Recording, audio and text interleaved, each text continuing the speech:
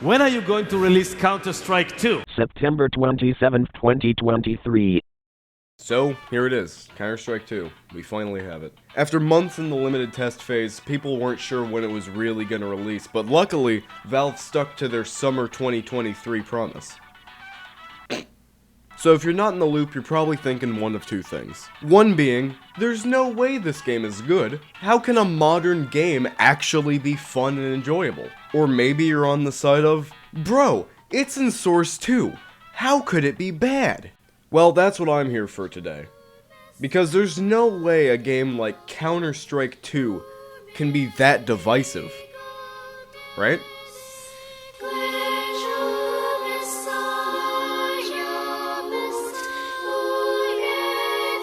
Alright, it's time I start yapping. I'm gonna split this video up into two parts. The good, and the this is objectively bad. I'm gonna start by talking about the good, because the bad genuinely hurts me. Now I'm gonna skip the stuff you already know. I know you've seen the new smokes, the new lighting, I know you've seen all that. I know you've seen the new buy menu too, but I still think it's worth mentioning. A lot of people say it was ripped straight from Valorant, which originally I disagreed with, because Counter-Strike always had a menu kinda similar to this until CSGO, where you had the radial menu. But after actually playing Valorant, I kinda see the resemblance, I hate to admit it. But I don't think Valve did this just to go, hey guys, we can get the Valorant players to play our game because the buy menus look the same. I think Valve did this just because it's really nice to have all the weapons you can buy on one screen, instead of needing to go to menus within menus. The thing that they did steal from Valorant, though, is the little sound circle that pops up on your minimap. To put it simply, there's a little circle on your minimap within the minimap that shows the sound that you're producing. Whether it be jumping, landing, walking, or running, any enemy within that circle can hear the action you're doing. Personally, I think it's a great way to help new players with the game, because you're going to have a lot more people coming to this game who have no previous experience with the Counter-Strike series. And there is one other thing that is extremely helpful to these people, the follow recoil pattern setting. Oftentimes when a new player gets into CSGO, they're often confused or disgruntled by the recoil patterns. And they usually have to ask someone who's been playing the game a lot longer, hey,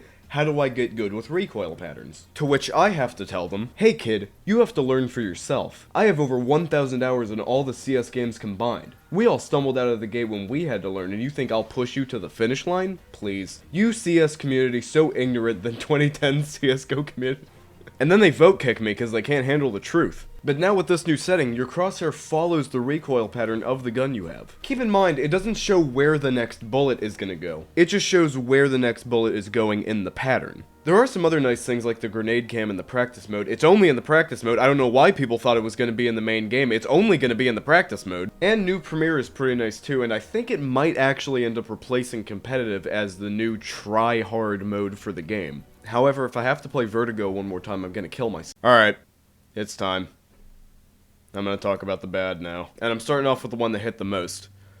CSGO is straight up gone. And not as in it was replaced with a better version being CS2. I mean, it was replaced by CS2.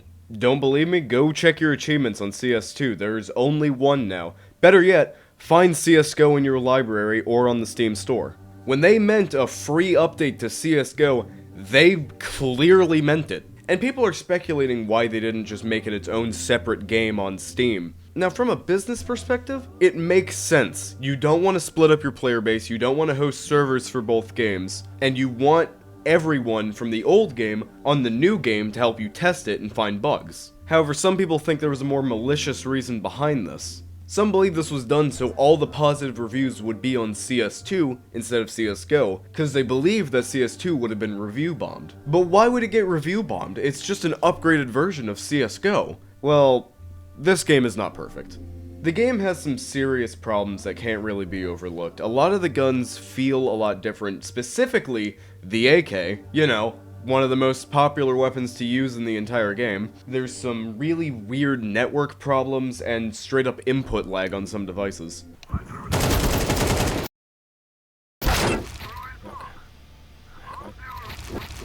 Now, the network problems I can overlook. You're looking at a huge influx of players all coming back to this game. You can't really overlook the other things, though. One of the big selling points for this game was the sub-tick system, which works really well when it works. Look, don't get me wrong, I'm not on the side of this game is the worst thing to happen this year, Valve should be ashamed of themselves, this is the worst game I've ever played, because I played Modern Warfare 2. I lived through some of CSGO's worst times, I know how bad it can get, but we don't have to deal with old Valve anymore. I'm sure you guys remember when there was some kind of big game-breaking bug, everyone would talk about it, Valve would see it and go, "Oh!